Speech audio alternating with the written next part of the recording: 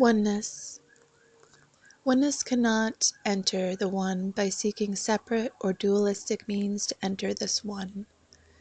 One can only seek dualistic means and tendencies to reach the door.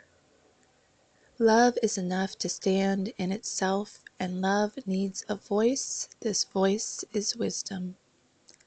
Love is whole and self-contained. Love is a container, the vessel, the crucible, the beginning, and the result. Love in its truth need say nothing, but this is not perceivable to most people. This is why love needs the voice of wisdom to express itself. Love is the sharing of wisdom.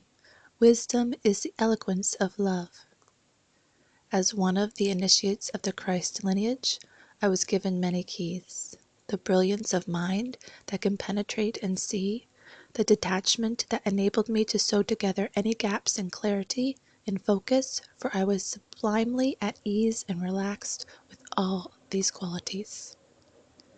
Similarly, I was given the qualities of love, of softness, of embrace, of commitment, of humility that allowed the flowering of love and more wisdom.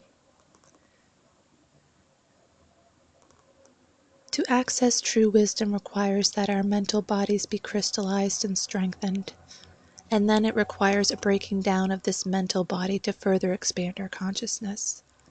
This is a paradox. We build something up only to dissolve it to enter a much larger space. Once it has crystallized and reached its apex, love has to enter and topple the building so that it can expand out into the infinite.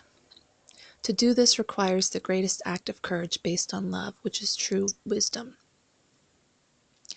Love will take one from this point into the present.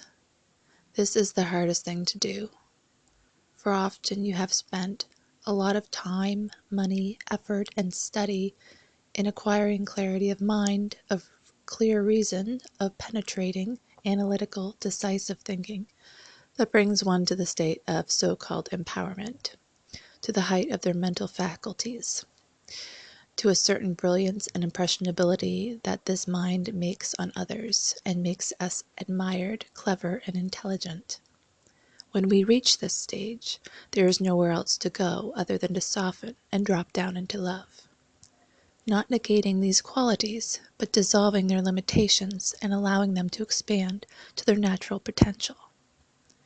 Then sharpness and clarity is behind the emptiness and vastness of loving consciousness, and can then come forward at the right times, yet still within this vastness, this softness.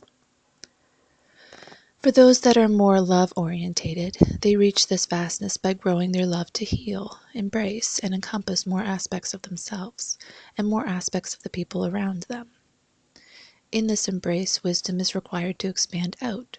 So when one is love-orientated, naturally one is drawn through experiences that generate the feelings of compassion to seek the assistance of the mind in helping them to expand their love and compassion further. Wisdom becomes a support of the love-orientated being, a support that allows them to become more loving. Without this support, love will flounder, collapsing into the holes of the small self wrapped up in misunderstandings, lack of focus, and denial of one's true worth. Love is clarity on all levels of consciousness. Wisdom is a support for that clarity. Devotion to love is not the same as devotion to wisdom. Devotion to wisdom can become an enslavement to knowledge. Devotion to love can become a weakening of the intellect. If you are too devoted to either one, then integrate the other. It is like seeking. Seeking becomes an obstacle at a certain point along the spiritual path, as it may stop us from obtaining the experience of true innate wisdom that guides us to rest in our innate wholeness. Seeking is usually for something that is outside oneself, which is not true wisdom. This is what we shared about wisdom being self-generating. Once it is generated within yourself, there is no need for anything outside yourself to validate or confirm yourself. One seldom realizes that their ideas or beliefs of love may be limiting their ability to truly experience love. One seldom realizes that their idea of what is wise can also limit. Wisdom is fluid. What may be wise for you to do in 1 minute may be unwise for you to do in the next. What is loving for you to do in 1 minute may be very unloving for you to do in the next. This is why there are no rules for loving wisdom, for it is fluid and infinitely intelligent, a process that is always continuously happening. It never stops, it never ceases, and it can never be defined. How can something that is the basis for all things ever be defined? All one can do is dissolve the blocks that define it.